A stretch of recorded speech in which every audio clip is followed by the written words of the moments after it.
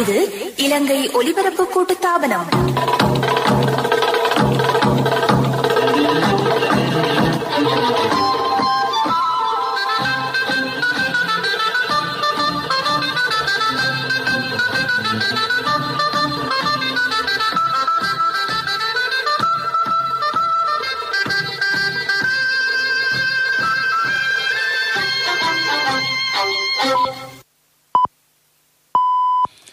நேரம் 6 மணி. இலங்கை ஒலிபரப்பு கூட்டுத்தாபனம் செய்திகள். செய்தி ஆசிரியர் சதீஷ் கிருஷ்ணன் பிள்ளை, வாசிப்பவர் ஏஎம் தாஜ். இலங்கையும் பங்களாதேசும் சமுத்திரவியல் ஒத்துழைப்பை வலுப்படுத்த இணக்கம். பெரும்போக அறுவடை நெல்லை கொள்வன செய்யும் அரசு வேலை திட்டம் நாளை ஆரம்பம். கடந்த வருடத்துடன் ஒப்பிடுகையில் இந்த வருடத்தின் 3வது காலாண்டில் விவசாயத்துறை அபரிதமான வளர்ச்சி. உள்ளூராட்சி மன்ற தேர்தல் முறையை மீள் பரிசீலனை செய்ய 3 அடங்கிய குழு. பாராளுமன்ற பணிக்குழாம் அங்கத்தவர்களுக்கு PCR பரிசோதனைகள்.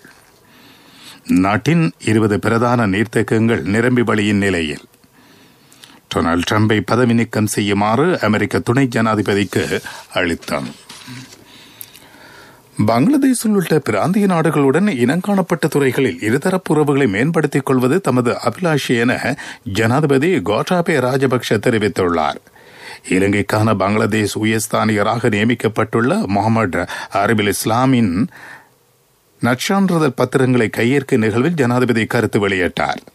இந்த நிகழ்வு இன்று முற்பகல் ஜனாதிபதி மாளிகையில் இடம்பெற்றது. இந்து மகாசமுத்திரத்தில் அமைந்துள்ள நாடுகள் என்ற ரீதியில் சமுத்திரவியல் ஒத்துழைப்பை வளர்த்துக் கொள்ளக்கூடிய வாய்ப்புகள் உள்ளதை ஜனாதிபதி சுட்டிக்காட்டினார். விவசாய மற்றும் ஏற்றுமதி, பயிர் அபிவிருத்தி, சுற்றுலா, கல்வி, வர்த்தக உறவுகள் ஆகிய துறைகளில் உறவுகளை மேம்படுத்தலாம் என ஜனாதிபதி சுட்டிக்காட்டினார். பல்கலைக்கழக மட்டத்திலான கல்வி ஒத்துழைப்பு என்பது முன்னுரிமை அளிக்கப்பட வேண்டிய விடயம் என அவர் கூறினார். இலங்கையை சேர்ந்த பெருமளவு மாணவ மாணவியர்கள் பங்களாதேஷில் உயர்கல்வியை தொடர்வதாக உயர்ஸ்தானிகர் தாரிக் இஸ்லாம் தெரிவித்தார்.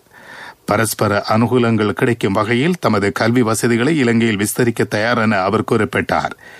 2018ஆம் ஆண்டுக்கு பின்னர் இலங்கையை சேர்ந்த ராஜ்ய தலைவர் ஒருவர் பங்களாதேஷுக்கு விஜயம் செய்யவில்லை. எனவே ஜனாதிபதி கோட்டாபய ராஜபக்ச தமது நாட்டுக்கு வருகை தர வேண்டும் என அவர் வேண்டுகோள் விடுத்தார். ராஜ்ய தலைவர்கள் மட்டத்திலான தொடர்புகளின் அவசியத்தை வலியுறுத்திய ஜனாதிபதி தற்போதைய இக்கட்டான சூழ்நிலையை தணிந்த பின்னர் அது பற்றி சிந்திக்க இணக்கம் தெரிவித்தார்.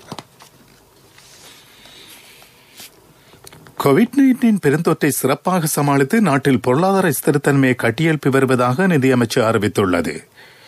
2020ஆம் ஆண்டுக்குரிய 3ஆம் காலாண்டுக்குரிய தேசிய கணக்கு மதிப்பாய்வுகள் இதனை எண்ணிக்கை ரீதியாக வெளிப்படுத்தி நிற்கின்றன. முன்னைய வருடத்தின் 3ஆம் காலாண்டுடன் ஒப்பிடுகையில் இம்முறை விவசாயத்துறை 4% மேலான வளர்ச்சியை பதிவு செய்துள்ளது. நெல் தானியங்கள், காய்கறி, ரப்பர், மரக்கறி, வாசனை திரவியங்கள் போன்ற சார்ந்த பயிற்சியிலும் பண்ணை உற்பத்திகளிலும் நன்னீர் மீன்பிடித் துறைகளிலும் வளர்ச்சி தென்படுகிறது. தானிய செய்கையில் கணிசமான வளர்ச்சி ஏற்பட்டுள்ளமை குறிப்பிடத்தக்கது. முன்னைய வருடத்தின் 3ஆம் காலாண்டுடன் ஒப்பிடுகையில் இது 256% வளர்ச்சிக்கு மேலானதாகும். கோவிட்-19 தொற்றின் முதல் அலை தணிந்ததை அடுத்து மக்கள் வாழ்க்கையில் இயல்பு திரும்பியமை இந்த வளர்ச்சிக்கு காரணம் என நிதியமைச்சு அறிவித்துள்ளது. பெரும்போக அறுவடை நெல்லை அரசாங்கம் விலை கொடுத்து வாங்கும் வேலை திட்டம் நாளை ஆரம்பமாகிறது. இந்த வேலை திட்டம் அம்பாறை மாவட்டத்தில் தொடக்கி வைக்கப்படும். தொடக்க நிகழ்வில் அமைச்சர் மஹிந்தானந்த அலுத்கமைக்கு ராஜாங்க அமைச்சர் சசிந்தர ராஜபக்ஷ ஆகியோர் கலந்து கொள்வார்கள். நெல் சந்தைப்படுத்தல் சபையின் மூலம் 3 லட்சம் மெட்ரிக் டன் நெல்லை கொள்வனவு செய்ய அரசாங்கம் திட்டமிட்டுள்ளது. 1 கிலோ உலர்ந்த சம்பா நெல் 52 ரூபாவுக்கும் 1 கிலோ உலர்ந்த நாட்டரிசி நெல் 50 ரூபாவுக்கும் கொள்வனவு செய்யப்படும்.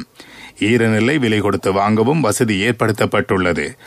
கமநல அபிவிருத்தி திணைக்களம், நெல் சந்தைப்படுத்தல் சபை, விவசாயிகள் ஆகிய 3 தரப்புகளும் இணைந்த வேலை திட்டத்தின் கீழ் நெல் கொள்வனவு செய்யப்படும். உள்ளூராட்சி தேர்தல் முறையை மீள்பரிசீலனை செய்வதற்காக 3 அடங்கிய குழுவை அமைச்சர் ஜனக பண்டார தென்னகோன் நியமித்துள்ளார். மாகாண சபைகள் மற்றும் உள்ளூராட்சி அமைச்சின் முன்னாள் செயலாளரும் காணி மற்றும் காணி அபிவிருத்தி அமைச்சின் செயலாளருமான RA RK ரணவக்க குழுவின் தலைவர் ஆவார். ஸ்ரீ ஜெயவர்தனபுர பல்கலைக்கழகத்தின் துணைவேந்தர் பேராசிரியர் சுசந்த லியனகே, காணியமைச்சின் முன்னாள் செயலாளர் ஜெயலத் ரவி திசாநாயக்க ஆகியோர் ஏனைய அங்கத்தவர்கள் ஆவர். உள்ளூராட்சி மன்ற தேர்தல் கட்டளை சட்டத்தில் அறிமுகம் செய்யப்பட்ட விதாசார பிணைத்துவ கலப்பு முறையின் காரணமாக உள்ளூராட்சி நிறுவனங்களின் ஸ்திரத்தன்மை பாதிக்கப்பட்டதாக பல தரப்பிடம் இருந்து முறைப்பாடுகள் கிடைத்துள்ளன. அவற்றை ஆராய்ந்து 3 மாதங்களுக்குள் அறிக்கை சமர்ப்பிப்பது குழுவின் பொறுப்பாகும். நீங்கள் கேட்டுக்கொண்டிருப்பது இலங்கை ஒலிபரப்பு கூட்டு தாபனத்தின் செய்திகள். மக்கள் வங்கியினூடாக வெஸ்டர்ன் யூனியன் பணத்தினை அதிகம் பெற்று மில்லியன் ரூபாய் பெறுமதியான பரிசு வாய்ப்புகளை பெறுங்கள். பாராளுமன்ற பணிக்குழாம் அங்கத்தவர்களுக்கு எதிர்வரும் புதன்கிழமையும் வியாழக்கிழமையும் PCR பரிசோதனைகள் நடத்தப்படும் என படைக்கல சேவிதர் நரேந்திர பெர்னாண்டோ தெரிவித்துள்ளார். அமைச்சர் வாசுதேவன் ஆணையக்கார, ராஜாங்க அமைச்சர் தயாஸ்ரீ ஜெயசேகர, பாராளுமன்ற உறுப்பினர் ரவுப் ஹக்கீம் ஆகியோருக்கு கோவிட் தொற்று உறுதிப்படுத்தப்பட்டுள்ளது. பாராளுமன்ற உறுப்பினர் ரவுப் ஹக்கீமுடன் நேரடி தொடர்புகளை பேணிய 17 பேர் இனம் காணப்பட்டு அவர்கள் தனிமைப்படுத்தப்பட்டுள்ளார்கள். அமைச்சர் வாசுதேவன் ஆணையக்காராவின் தொடர்பாளர்களை இனம் காணும் பணி முன்னெடுக்கப்படுகிறது. பாராளுமன்ற நடவடிக்கைகள் வழமை போன்று முன்னெடுக்கப்படுவதாக படைக்கல சேவிதர் எமது நிலையத்திடம் தெரிவித்துள்ளார். நீர்ப்பாசன திணைக்களத்தின் கீழ் நிர்வகிக்கப்படும் 73 பிரதான நீர்த்தேக்கங்களில் 20 நீர்த்தேக்கங்கள் நிரம்பி வழியின் நிலையில் உள்ளதாக திணைக்களத்தின் நீர்வள முகாமைத்துவ பணிப்பாளர் அறிவித்துள்ளார். வான்பாயும் 10 குளங்களின் ராஜங்கனை, யான்யோயா, தெதுருவோயா, மொரான, விலச்சி, பதவிய, தப்போவ நீர்த்தேக்கங்களும் உள்ளடங்குகின்றன. பராக்கிரம சமுத்திரத்தின் 10 வான்கதவுகள் திறக்கப்பட்டுள்ளன. எனவே தாழ்நில பிரதேசங்களில் வாழும் மக்கள் கவனமாக இருக்க வேண்டும் என டி அபய் ஸ்ரீவர்தன தெரிவித்துள்ளார். தொடர்ந்தும் அடைமழை பெய்யுமானால் கூடுதலான நீரை திறந்துவிட வேண்டியதாக இருக்கும். எனவே ராஜாங்கனை உள்ளிட்ட நீர்த்தேக்கங்களின் அணைக்கட்டிலிருந்து தாழ்நில பிரதேசங்களில் வாழும் மக்கள் கூடுதல் எச்சரிக்கையுடன் இருப்பது அவசியம் என நீர்ப்பாசன திணைக்களத்தின் நீர்வள முகாமைத்துவ பணிப்பாளர் தெரிவித்துள்ளார். கோவிட்-19 தொற்று பரவலை வெற்றிகரமாக சமாளிக்கப் போவதாக அமைச்சர் ரோஹித அபே குணவர்தன தெரிவித்துள்ளார். இந்த நடவடிக்கை மூலம் மக்களை பாதுகாத்து நாட்டை முன்னெடுத்து செல்லும் பொறுப்பை அரசாங்கம் சிறப்பாக நிறைவேற்றியிருக்கிறது. எனினும் எதிர்க்கட்சி கூறிய அரசியல் லாபம் தேட பார்க்கிறது என அமைச்சர் கூறினார். இன்று கொழும்பில் இடம்பெற்ற செய்தியாளர் மாநாட்டில் உரையாற்றிய போது அமைச்சர் இந்த கருத்துக்களை வெளியிட்டுள்ளார். உங்களுக்கு அருகிலுள்ள மக்கள் வங்கியினூடாக வெஸ்டர்ன் யூனியன் பணத்தினை அதிகம் பெற்று அதிகம் வெல்லுங்கள். 1 மில்லியன் ரூபாய் பெறுமதியான பரிசு வாய்ப்புகளை பெறுங்கள். சகல மாதமும் வெற்றியாளர்கள் 25 பேருக்கு 10,000 ரூபாய் பெறுமதியான பொருட்கள் பொதி. மக்கள் வங்கி கிளையில் வெஸ்டர்ன் யூனியன் பணத்தை அதிகம் பெற்றுக் கொள்ளுங்கள். 2021 ஜனவரி 31 வரை மாத்திரம்.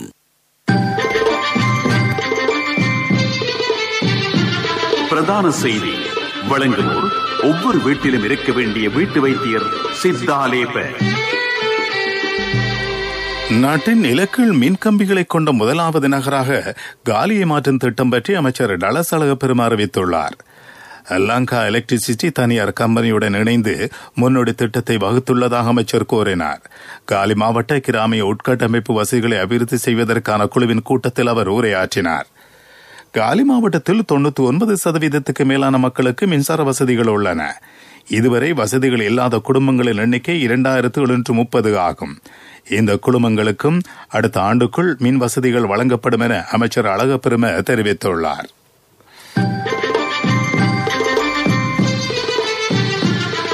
பிரதான செய்தி வழங்கியோர் ஒவ்வொரு வீட்டிலும் இருக்க வேண்டிய வீட்டு வைத்தியர் சித்தாலேப. உங்கள் கவனத்திற்கு சமீபத்திய சீரற்ற காலநிலையின் விளைவுகளால் மட்டக்களப்பு மாவட்டத்தின் சில பகுதிகளில் விளைந்த பாதிப்புகளை சீர் செய்யுமாறு பொதுமக்கள் கோரிக்கை விடுத்துள்ளனர். இந்த மாவட்டத்தின் மண்முனை தென் எருவிலப்பற்று பிரதேச சபைக்குட்பட்ட தாழ்நிலங்களில் வெள்ளம் ஏற்பட்டுள்ளது. இதன் காரணமாக பயிர்ச்செய்கைகள் பாதிக்கப்பட்டுள்ளன. சம்பந்தப்பட்ட அதிகாரிகள் நீர் வழிந்தோட வழி செய்து எதிர்காலத்தில் பாதிப்புகள் வராமல் தடுப்பதற்கு நடவடிக்கை எடுக்க வேண்டும் என பிரதேச விவசாயிகள் கோரிக்கை விடுத்துள்ளனர். வாழ்வின் முதலடி வைக்கும் நாள் முதல் நம்பிக்கையின் முதல்வன் உங்களுடன் சகலத்தையும் பெற்றுக்கொள்ளும் ஒரே இடம் பீப்பிள்ஸ் லீசிங், நம்பிக்கையின் முதல்வன். உலகச் செய்திகள். அனுசரணை வழங்குவோர் பீப்பிள்ஸ் லீசிங், நம்பிக்கையின் முதல்வன். அமெரிக்க ஜனாதிபதி டொனால்டு டிரம்பை பதவி நீக்கம் செய்ய நடவடிக்கை எடுக்குமாறு பாராளுமன்ற சபாநாயகர் நான்சி பெலோசி துணை ஜனாதிபதி மைக் பென்ஸ் மீது அழுத்தம் கொடுத்துள்ளார். கடந்த வாரம் அமெரிக்க காங்கிரஸை ஆர்ப்பாட்டக்காரர்கள் முற்றியிடுவதற்கு காரணமாக டொனால்டு டிரம்ப் நீக்கப்பட வேண்டும் என்பது சபாநாயகரின் கோரிக்கையாகும். அவர் ஜனாதிபதிக்கு பொருத்தமற்றவர் என்பதை பிரகடனப்படுத்தக்கூடிய 25வது திருத்தத்தை அமலாக்குமாறு துணை ஜனாதிபதியை கோரும் தீர்மானம் ஒன்றை பாராளுமன்ற உறுப்பினர்கள் சமர்ப்பிப்பார்கள் என எதிர்பார்க்கப்படுகிறது. பிரிட்டன் மக்களுக்கு வழங்கப்பட்ட தடுப்பூசிகள் தாக்கம் செலுத்த தொடங்குவதற்கு முன்னர் அந்த நாடு மிகவும் அபாயகரமான காலகட்டத்தை கடந்து செல்லும் என இங்கிலாந்தின் பிரதம மருத்துவ உத்தியோகத்தர் எச்சரித்துள்ளார். மக்களுடனான அனாவசிய தொடர்புகளை தடுக்குமாறு பேராசிரியர் கிறிஸ் விட்டி கோரிக்கை விடுத்துள்ளார். இங்கிலாந்து முழுவதிலும் தடுப்பூசி வழங்குவதற்காக 7 மத்திய நிலையங்கள் திறக்கப்பட்டுள்ளன. இவற்றின் மூலம் ஆயிரக்கணக்கான மக்களுக்கு தடுப்பூசிகள் ஏற்றப்பட உள்ளன. இந்தியாவில் கோவிட்-19 பெருந்தொற்றை அடுத்து அமலாக்கப்பட்ட ஊரடங்கு சட்டம் காரணமாக மாணவர்கள் பாடசாலைகளிலிருந்து விலகுவது அதிகரித்துள்ளது. இதன் பாதிப்புகளை சீர் செய்வதற்கு மத்திய அரசாங்கம் நடவடிக்கை எடுத்துள்ளது. இந்த நடவடிக்கைகள் வீடு வீடாக சென்று ஆய்வுகளை மேற்கொள்ளுதல், நடமாடும் பள்ளிகளை உருவாக்குதல் போன்றவையும் அடங்குகின்றன. இந்தியாவின் பல்வேறு மாநிலங்களில் மீண்டும் பாடசாலைகள் திறக்கப்பட்டு இயங்கி வருகின்றன. மாறி தொலைக்கான ஆசானை தொடர்ந்து செய்திகளை நீங்கள் கேட்கலாம். இப்பொழுது நேரம் 6:11. வாழ்வின் முதலடி வைக்கும் நாள் முதல் நம்பிக்கையின் முதல்வன் உங்களுடன். சகலத்தையும் பெற்றுக்கொள்ளும் ஒரே இடம் பீப்பிள்ஸ் லீசிங், நம்பிக்கையின் முதல்வன். அபிவிருத்தி செய்திகள். வவுனியா மாவட்டத்தில் பெரும்போக்கு நெற்செய்கை வெற்றி அளித்துள்ளது. இந்த மாவட்டத்தில் 35,000 ஹெக்டேரில் பெரும்போக்கு நெற்செய்கை மேற்கொள்ளப்பட்டது. வடகிழக்கு பருவப்பேச்சு மழை காரணமாக மாவட்டத்தின் நீர்நிலைகள் நிரம்பி வழிந்து சகல வயற்காணிகளுக்கும் சிறந்த பாசன வசதிகள் கிடைத்ததாக வவுனியா மாவட்ட கமநல சேவைகள் உதவி ஆணையாளரின் அலுவலகம் அறிவித்துள்ளது. மாவட்டத்தில் உள்ள 12 கமநல சேவை நிலையங்கள் ஊடாக விவசாயிகளுக்கு தேவையான உரம் விநியோகிக்கப்படும். விளையாட்டுச் செய்திகள்.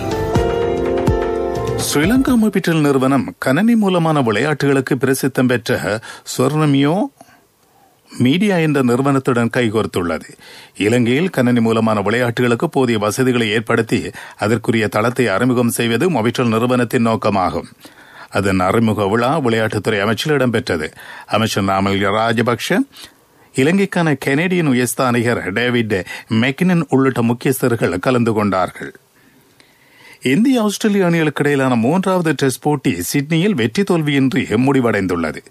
இன்று 447 ஓட்டங்கள் என்ற வெற்றி இலக்கை நோக்கி துடுப்படுத்தாடிய இந்திய அணி 5 விக்கெட்டுகளை மாத்திரம் இழந்து 334 ஓட்டங்களை பெற்றது. ஆஸ்திரேலிய அணி முதல் இன்னிங்ஸில் 338 ஓட்டங்களையும், இரண்டாவது இன்னிங்ஸில் 6 விக்கெட் இழப்புக்கு 312 ஓட்டங்களையும் எடுத்திருந்தது. இந்திய அணி முதல் இன்னிங்ஸில் 244 ஓட்டங்கள். வர்த்தக செய்தி.